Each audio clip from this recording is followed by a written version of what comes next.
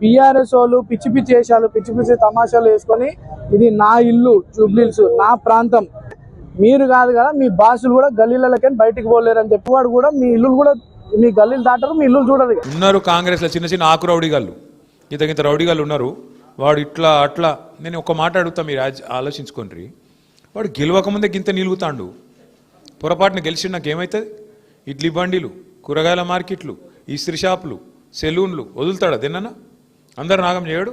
మరి గసంటోలో కోట్లు ఎత్తామా ఆగం అవుతామా? కాకుర్రి నేను గదే చెప్తున్నాయి 10 ఏళ్ళు సుకూనుకున్నాం ఇప్పుడు ఆగం కావద్దు. రెండోది మీరు కుకట్పల్లి ఎమ్మెల్యే సాబ్తో కూడా నేను మాట్లాడతా.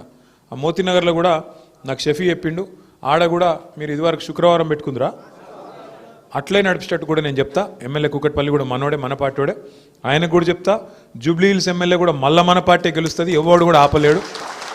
మళ్ళీ చెప్తున్నా నేను వాడు ఒక్కటే నమ్ముకున్నాడు ఇప్పుడు బెదిరిస్తాడట ఏమని మీరు ఓట్లు వేయకుండా బెదిరిస్తారట కాదంటే దొంగ ఓట్లు ఎత్తారట ఇక లేదంటే ఆఖరికి పైసలతో కొనెత్తారట.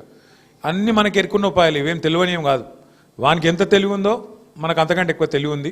మన తెలంగాణలో సామెత చెప్తారు పొట్టోన్నెత్తి పొడుగోడు కొడితే పొడుగోన్నెత్తి పోషమ్మ కొట్టిందట.